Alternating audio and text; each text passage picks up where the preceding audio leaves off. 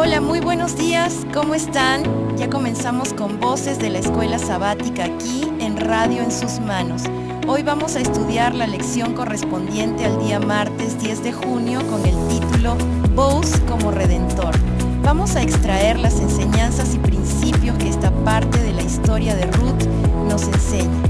Pero antes de iniciar, quisiera enviar saludos a todos los miembros de la Iglesia de Atlapulco, quienes estarán escuchando este estudio, y esperamos que este estudio sea de gran ayuda para el estudio personal. Les mandamos un fuerte abrazo allá a la distancia. Alberto y Aliona ya están listos para compartir su análisis con ustedes. Así que, sin más, vamos al estudio. Hola a todos, hoy vamos a explorar una figura legal bien interesante del antiguo Israel, el pariente redentor. Era alguien que por ley tenía como la obligación de rescatar a sus familiares si andaban en problemas económicos serios. Exacto. Y esa figura, fíjate, según las fuentes que revisamos hoy, es súper clave para entender una conexión teológica, pues, bastante profunda. Estamos hablando de cómo la historia de Boaz, que encontramos en el libro de Ruth, puede verse como un reflejo, una ilustración de lo que hizo Cristo como Redentor de la humanidad. Justo ese es el plan de hoy. Queremos como desentrañar esas similitudes que proponen estos textos entre lo que hizo Boaz y la redención cristiana. Y vamos a tocar temas como, la idea de que había un reclamo rival que superar y también el valor tan grande que se le da a la persona que es redimida. Vamos a meternos en esto. Perfecto. Empecemos por lo básico, ¿no? La ley del pariente cercano redentor. Textos como Levítico 25 o el mismo libro de Ruth nos cuentan esto. Si alguien, digamos, caía en una pobreza muy fuerte, al punto de perder su tierra o incluso tener que venderse como esclavo, su pariente más cercano tenía el derecho y de hecho la obligación de redimirlo, o sea, de comprar de vuelta su propiedad y su libertad. Era un mecanismo de protección familiar y social. Y ahí es donde las fuentes trazan el primer paralelo fuerte, ¿verdad? Plantean que la humanidad, por el pecado, fue como si hubiera perdido su herencia espiritual. Entonces Cristo, al hacerse humano, se convierte en nuestro pariente cercano, el que está calificado para hacer esa redención. Sí, tuvo que volverse uno de nosotros, por así decirlo, para poder rescatarnos legalmente, para cumplir con ese requisito de ser pariente. Y lo interesante que mencionan las fuentes es la parte emocional, ¿no? Que no es solo una transacción fría. Hablan de que los creyentes no se quedan huérfanos, sino que son adoptados en la familia de Dios. Se vuelven hijos. Es una conexión muy íntima. Exacto. Hay una cita de Isaías que usan mucho, creo que es el 43, versículos 1 y 4. Dice algo como, no temas porque yo te redimí, te puse nombre, mío eres tú. Porque a mis ojos fuiste de gran estima, yo te amé. Qué fuerte, ¿no? Sugiere una cercanía, una valoración que va más allá de cualquier lazo aquí en la tierra. Totalmente. Y esto los lleva a otra idea bien poderosa que resaltan estas notas, la autovaloración de la persona redimida. Sugieren que a veces una razón de la debilidad espiritual puede ser que uno mismo se subestima. No se ve con el valor que Dios le da. Claro.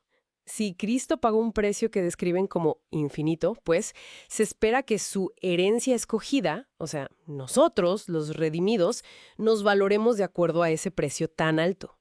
Incluso citan otro pasaje de Isaías, el 13:12. Haré más precioso que el oro fino al varón. La interpretación que le dan es que una vida consagrada, la piedad práctica como le llaman, nos hace valiosos ante Dios, no por nosotros mismos, claro, sino por el valor que Él nos da al redimirnos. Ok, entonces, volviendo a la historia de Ruth, Boaz ve ese valor en ella, quiere redimirla, casarse con ella, pero ahí está el detalle, se topa con un obstáculo legal. Había un pariente todavía más cercano que tenía el derecho preferente según la ley, ¿cierto? Exactamente. Y aquí es donde las fuentes dan un salto interpretativo bastante audaz, la verdad. Identifican a ese pariente más cercano, el que tenía el primer derecho, con una figura que tendría un reclamo previo sobre la humanidad. Y proponen que es Satanás. Órale, eso sí que no es obvio en la historia. ¿Y cómo justifican esa conexión? ¿En qué se basan? Bueno, es una lectura interpretativa, hay que decirlo. Se apoyan en varios pasajes bíblicos donde Satanás parece actuar como un acusador o alguien que reclama algo. Mencionan, por ejemplo, Judas 1, donde dice que disputó por el cuerpo de Moisés. Y citan una interpretación de un libro llamado Patriarcas y Profetas, que dice que el argumento de Satanás era: Moisés pecó al atribuirse la gloria de Dios, así que cayó bajo mi dominio. Me pertenece. Ah, mira tú. Y también mencionan otros textos, como en Job, cuando acusa a Job ante Dios, o en los Evangelios, cuando le ofrece a Cristo los reinos del mundo, como si tuviera cierto derecho sobre ellos. O en Lucas, cuando pide zarandear a los discípulos.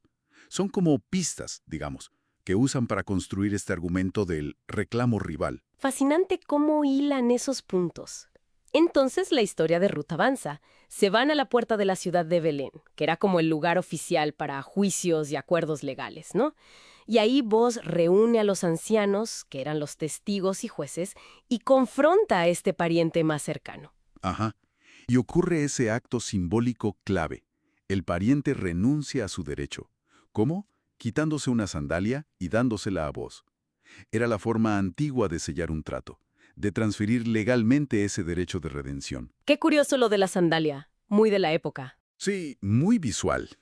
Y esta escena tan terrenal, casi como ir a la notaría hoy en día, las fuentes la proyectan a una escala mucho mayor, cósmica. La interpretan como un tipo, o sea, una prefiguración, un símbolo profético de lo que sería el juicio celestial, como el que se describe en Daniel 7. ¡Wow! De aquí está el punto clave, según esta lectura.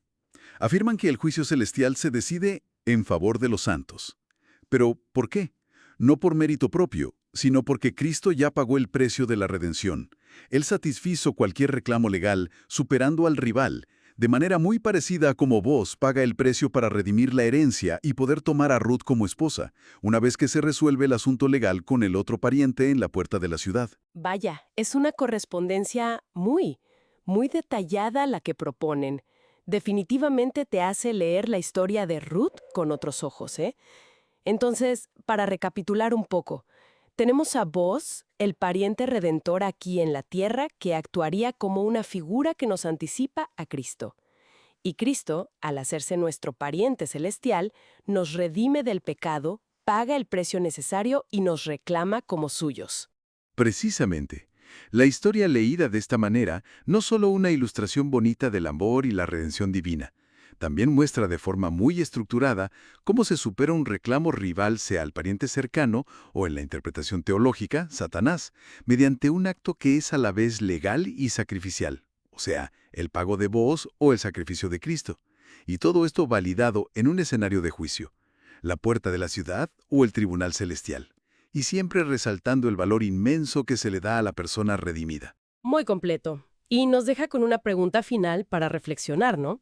Si la redención significa reclamar algo muy valioso que estaba bajo el dominio o el reclamo de otro, ¿qué nos dice eso sobre la naturaleza continua de nuestra lealtad espiritual? Sobre esas decisiones diarias que, al final, van definiendo a quién le pertenece nuestra vida, día con día. Es algo en qué pensar.